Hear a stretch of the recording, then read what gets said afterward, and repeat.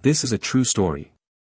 On October 21, 1600, the fate of a nation was sealed in a single day. This is the epic tale of the largest samurai battle in history, the Battle of Sekigahara. The fog hung low over the valleys of central Japan that morning, veiling the land like a final breath before war. Beneath it, two massive armies gathered, tens of thousands of warriors clad in armor of iron and silk, their banners fluttering like ghosts in the mist. Some wore lacquered helmets adorned with horns and crests, others bore clan emblems that traced lineages back centuries. Horses snorted and stamped the ground, their breath steaming in the chill. One man would walk away with control of all Japan. For over a century, Japan had been torn apart by civil war. The age of the warring states, Sengoku Jidai, had left the land fractured. Lords rose and fell, blood flowed like rain, and the dream of unification lay shattered. But three giants emerged to change everything: Oda Nobunaga, the ruthless innovator who embraced firearms and crushed resistance with terrifying speed; Toyotomi Hideyoshi, his clever successor who rose from peasantry to unify the realm; and finally, Tokugawa Ieyasu, patient, cunning, and utterly relentless. When Hideyoshi died in 1598, he left behind a young heir too weak to rule and a council of 5 regents to protect him. But one of those regents had other plans. Tokugawa Ieyasu, lord of the powerful eastern provinces, began consolidating power, forming secret alliances, drawing key lords to his cause. Suspicion turned to fear. And fear ignited war. Standing against Tokugawa was Ishida Mitsunari, a loyalist to the Toyotomi family. A master administrator, Ishida lacked battlefield experience but commanded deep loyalty among those who feared Tokugawa's ambition. He was sharp-tongued and fiercely dedicated, but his arrogance often alienated powerful samurai. Still, he rallied the Western lords into an alliance, swearing to protect the Toyotomi legacy. The country split in two. East versus West. Tokugawa versus Ishida. And all roads led to one place, Sekigahara. Dawn. October 21, 1600. The field at Sekigahara lay soaked in cold mist, nestled between forested mountains and jagged ridges. The night before had been filled with rain. Now, a heavy silence pressed over the valley, broken only by the low clang of armor, the soft clop of hooves, and the murmurs of men steeling themselves. Tokugawa's eastern army numbered around 75,000. His forces had marched through treacherous mountain paths, pushing hard to reach the field first. Ishida's western army was slightly larger, about 80,000 strong, but more scattered, some units delayed by weather, others unsure of their loyalty. But numbers would not decide this battle. Loyalty, strategy, and betrayal would shape the day. Tokugawa formed his lines with precision. His vanguard, led by the fearless Naomasa in his signature crimson armor, took the right flank. Known as the Red Devil, Naomasa inspired terror simply by appearing on the battlefield.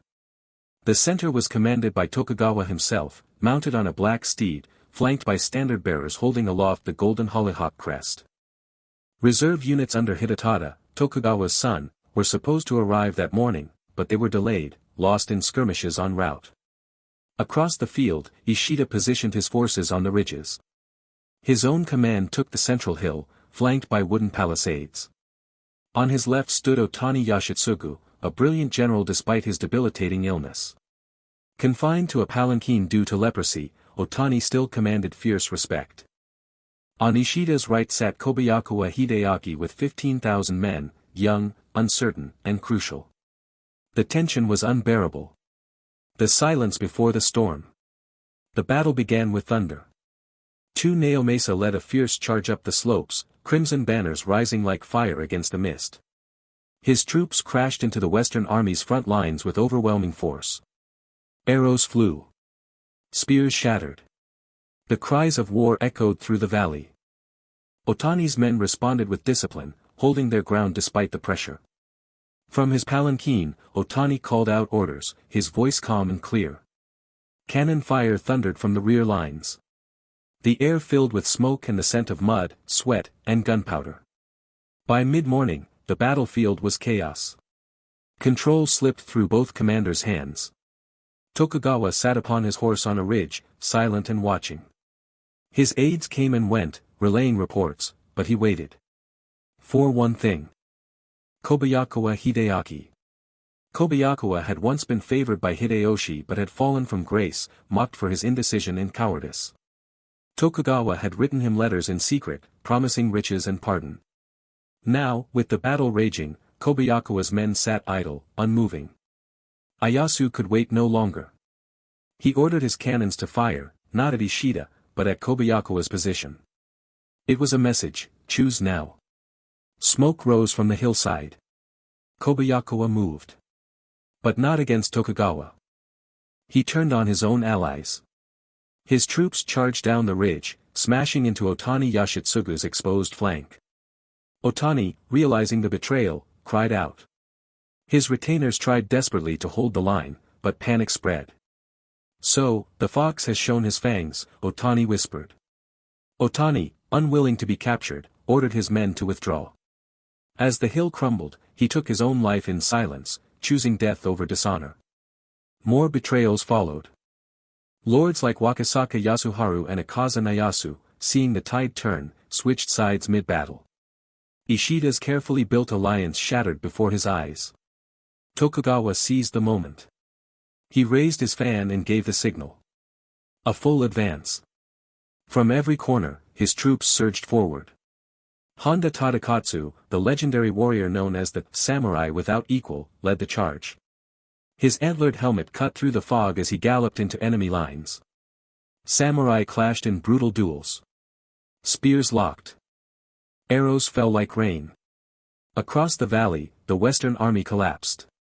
Some fought to the end, others fled. Ishida tried to regroup, shouting orders and rallying his men. But no one was listening. Surrounded by betrayal, he realized the dream was over. By early afternoon, the Western army was in retreat. Ishida fled the field, disguised as a peasant. The battle was over. In just 6 hours, the fate of Japan had changed. In the aftermath, Tokugawa Ieyasu showed no mercy.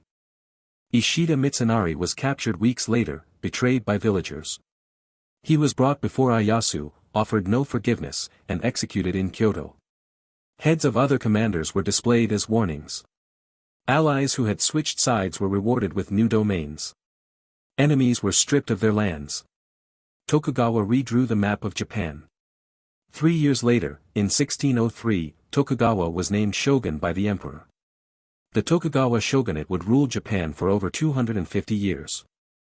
Peace followed, but it was a peace enforced by strict control, surveillance, and a rigid social order. Castles were limited. Travel was restricted. The samurai became bureaucrats. The sword, once a symbol of ambition, was now sheathed behind politics and protocol. The age of the independent warlord was over. And it all began on that foggy field, where ambition met loyalty, and betrayal reshaped a nation. The Battle of Sekigahara was not just a clash of armies. It was the moment Japan chose its future. Thank you for watching. If you enjoyed this epic story, make sure to subscribe to Samurai Tales for more legendary battles and untold stories from Japan's past.